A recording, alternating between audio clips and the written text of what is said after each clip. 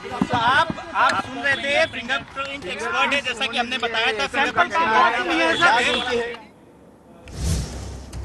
तर सैफवरील हल्ला पूर्वनियोजित कटाचा भाग असू शकतो असं जितेंद्र आव्हाड यांचं म्हणणं आहे। जितेंद्र आव्हाड यांनी ही प्रतिक्रिया दिली आहे। धार्मिक कट्टरवाद्यांकडूनच हल्ला झालाय का हे तपासायला हवंय असंही जितेंद्र आव्हाड म्हणतात। सैफ यांना मुलाचं नाव तैमूर ठेवल्यावरून टार्गेट केलं गेलंय असंही जितेंद्र आव्हाडांनी म्हटलंय। सैफवर जीवे मारण्याच्या हेतूनच वार केल्याचं दिसतंय असंही आव्हाडांचं म्हणणं आहे। काय नेमकं त्यांनी ट्विट केलं आपण ग्राफिक्सच्या माध्यमातून बघूयात। जितेंद्र आव्हाडांचं हे ट्विट, सैफ अली खान यांच्यावरती झालेला हल्ला हा पूर्वनियोजित कटाचा भाग असू शकतो। गेली अनेक वर्ष सैफ अली खान यांना त्यांच्या मुलाचे नाव तैमूर ठेवल्यावरून टार्गेट केलं जात होतं। धार्मिक कट्टरतावाद्यांकडून हा हल्ला करण्यात आलेला आहे किंवा कसे या दिशेनं तपास होणं आवश्यक आहे। हल्लेखोरांची वार करण्याची पद्धत बघता वार हा जीवे मारण्याच्या हेतूनच करण्यात आल्याचं प्रथमदर्शनी दिसून येत आहे। जितेंद्र आव्हाड यांचं हे ट्विट आपण बघतोय। सैफवरील हल्ला पूर्वनियोजित कटाचा भाग असू शकतो असं त्यांचं म्हणणं आहे। धार्मिक कट्टरतावाद्यांकडून हल्ला झालाय का हे तपासायला हवं असं देखील त्यांचं म्हणणं आहे। सैफ यांना मुलाचं नाव तैमूर ठेवल्यावरून टार्गेट केलं गेलंय। जितेंद्र आव्हाड यांनी हे ट्विट केलेलं आहे।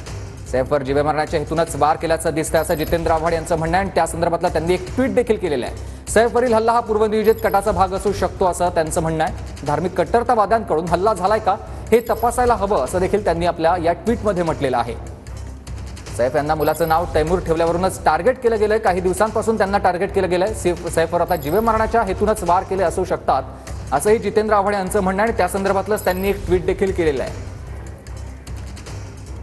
धार्मिक कट्टरतावाद्यांकडून हल्ला झालाय का हे तपासावं लागेल। सैफ यांना मुलाचं नाव तैमूर ठेवल्यावरून टार्गेट केलं गेलंय असं देखील जितेंद्र आव्हाड यांनी ट्विटमध्ये म्हटलेलं आहे। हल्ला पूर्वनियोजित कटाचा भाग असू शकतो असं जितेंद्र आव्हाड यांचं म्हणणं आहे।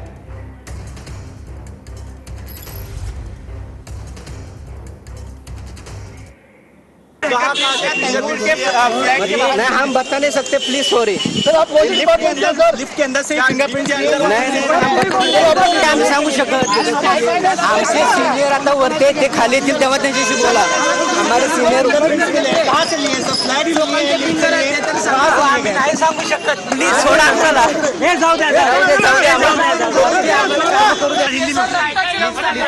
हम फिंगरप्रिंट डिपार्टमेंट से ये फिंगरप्रिंट मिल चुके हैं। अब आगे की प्रोसेस हमारे सीनियर बताएंगे। हम फिंगरप्रिंट डिपार्टमेंट से ये फिंगरप्रिंट मिल चुके हैं। अब आगे की प्रोसेस हमारे सीनियर बताएंगे। आरोपीचे घरातील फिंगरप्रिंट घेतलेले आहेत अशी माहिती फॉरेन्सिक टीमनं दिलेली आहे। फॉरेन्सिक टीम सध्या दाखल झालेली होती, त्यांच्याकडून तपास केला जातो आणि अशा वेळेलाच सैफ अली खानच्या घरामध्ये आरोपीचे फिंगरप्रिंट सापडल्याची माहिती फॉरेन्सिक टीमनं दिलेली आहे।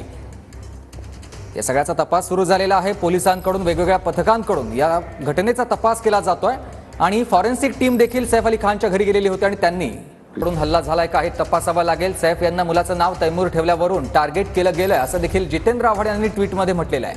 हल्ला पूर्वनियोजित कटाचा भाग असू शकतो असं जितेंद्र आव्हाड यांचं म्हणणं आहे।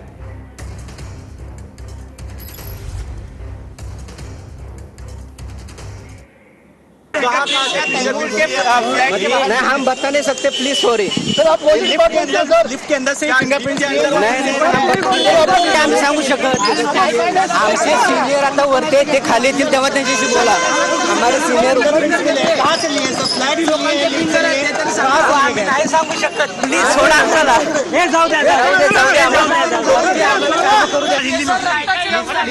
हम फिंगरप्रिंट डिपार्टमेंट से ये फिंगरप्रिंट मिल चुके हैं। अब आगे की प्रोसेस हमारे सीनियर बताएंगे।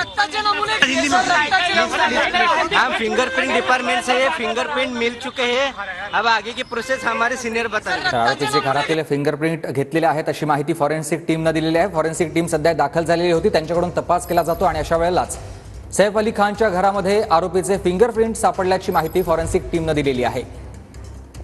या सगळ्याचा तपास सुरू झालेला आहे। पोलिसांकडून वेगवेगळ्या पथकांकडून या घटनेचा तपास केला जातोय आणि फॉरेन्सिक टीम देखील सैफ अली खानच्या घरी गेलेली होती आणि त्यांनी